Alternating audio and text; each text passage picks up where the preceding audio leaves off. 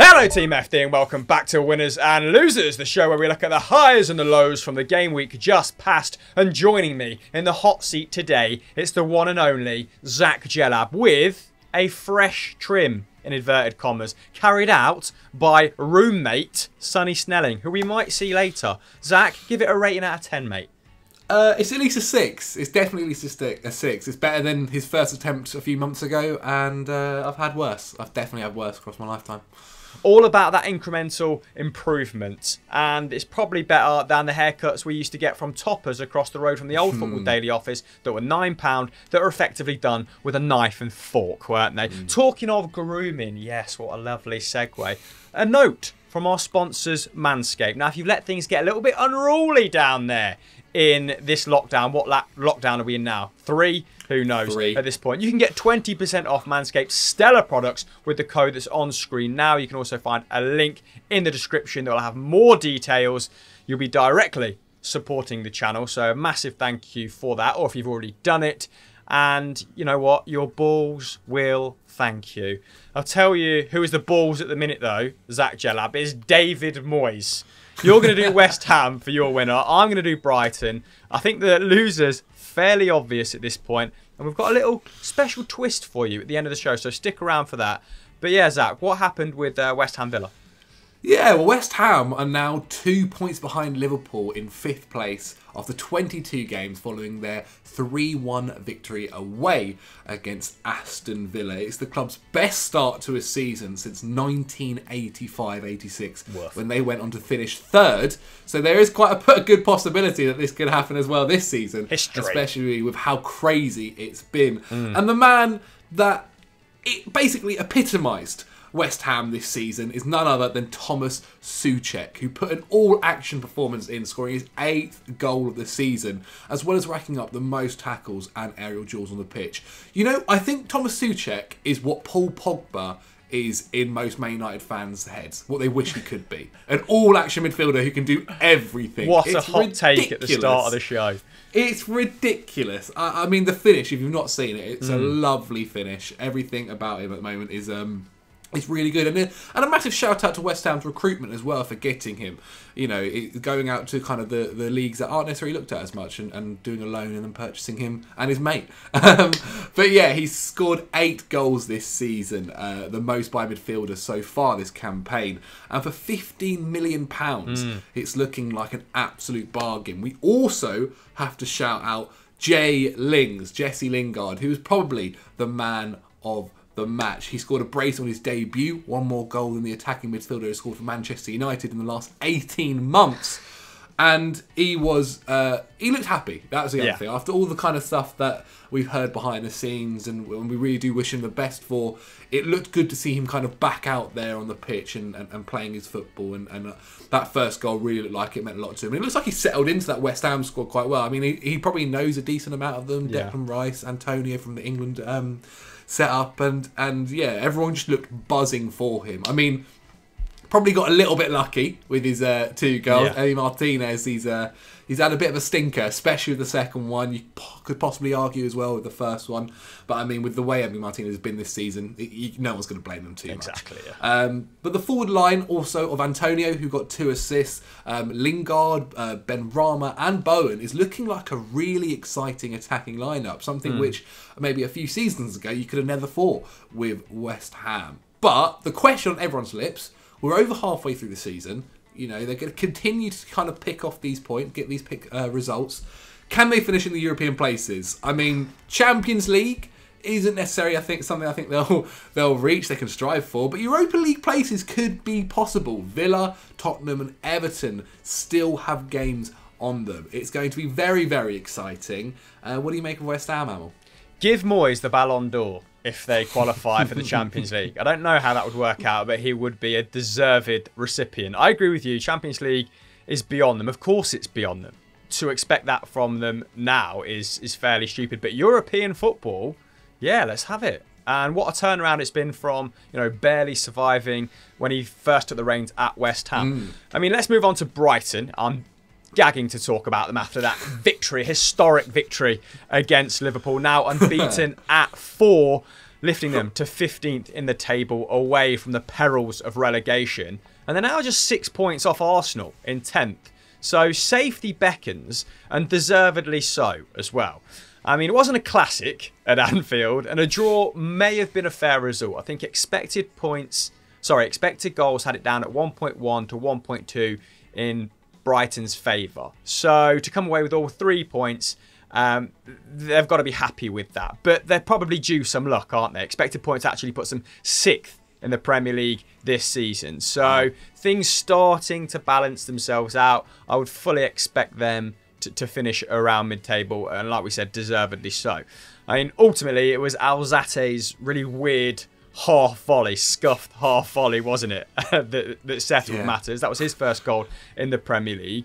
And at the other end, the sort of triumvirate of Salah, Firmino, Shaqiri, of course, Mane was out with a knock, struggled to create clear-cut chances, whereas Brighton, I think, managed to carve out 12 shots in Liverpool's box.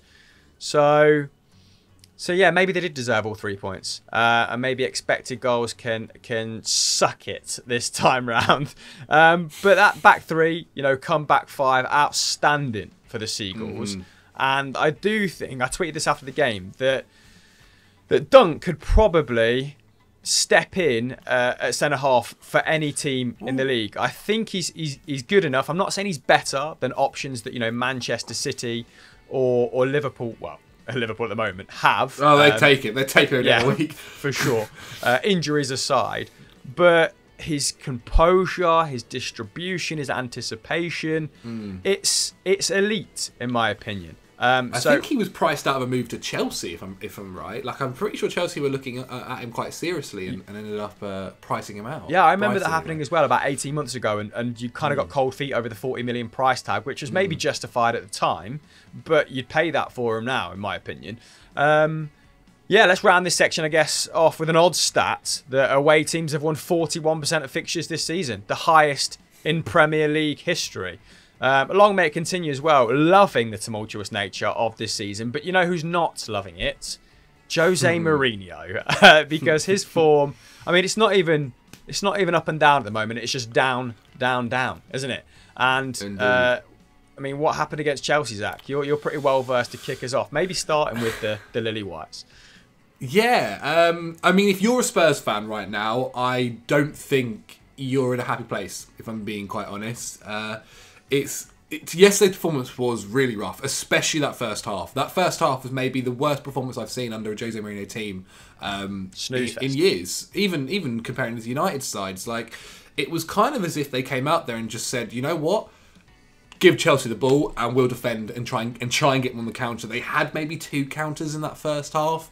Thiago Silva was brilliant for Chelsea and kind of stopping that most of the time. Obviously, when he came off.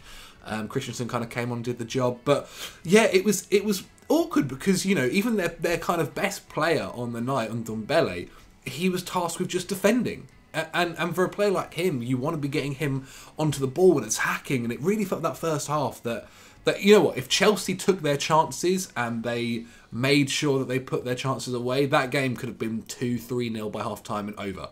I think if it's because of Chelsea not taking their chances that Spurs were able to come out after half time and give a go of it. I mean, Heung-min Son only had 2 touches in Chelsea's penalty area. That kind of explains the game that Spurs were playing. And realistically, although they were better in the second half, much better at pressing, definitely took their line up a good few yards as well, making sure they weren't so deep all the time.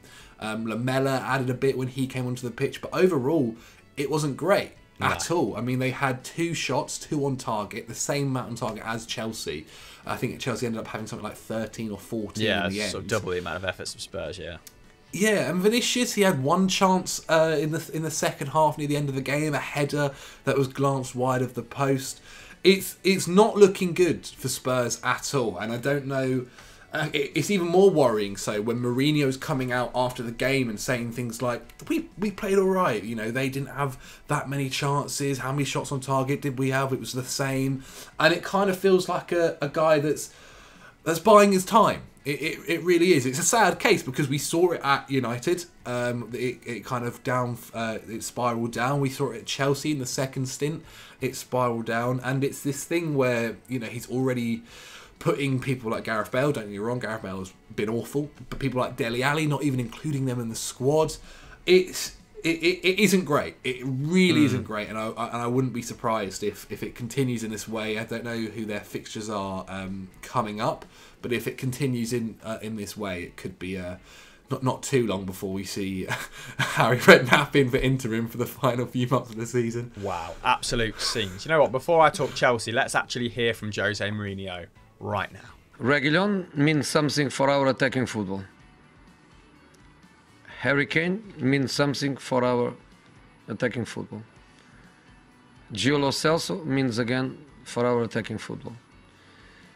Good Dele Alli that we didn't have yet, but we hope that we can have in the future, means something for us. I mean, defensively, things still looking pretty rosy for Thomas Tuchel, aren't they? He is now only the second manager after Jose Mourinho to keep a clean sheet in his first 3 Chelsea games. And while they were better, than Tottenham in the opposition's third, obviously still reliant on that very bizarre decision by Eric Dyer to kick Timo Werner in the first half. And I suppose you need that bit of luck when you find yourself at mid-table with half the games gone. And now, I mean, the 7 points that they've accrued underneath the former PSG man has lifted them to 6th, 4 points off Liverpool in 4th. So it's safe to say the mood is on the up, and as is the performance of certain players that maybe found themselves on the periphery under Frank Lampard. And those are Jorginho, Rudiger, Alonso, all retain their place in the starting lineup. Mount was obviously introduced in an advanced midfield role after... did he start against Burnley, Zach? He did start against Burnley, yes. After not starting in Tuchel's first game, it appears that he's now won the trust of him pretty early doors.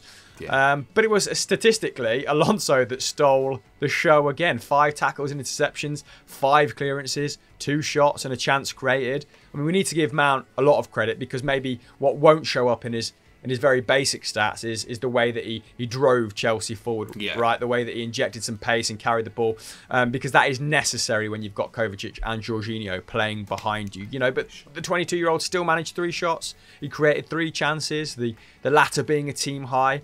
And he might not have been at his decisive best, which you sort of intimated when you started talking about the game. He did miss a couple of good chances early in the first half, as did a lot of Chelsea players who are probably, snapping at chances, being a bit rash because they're maybe keen to impress or feeling the pressure a little bit.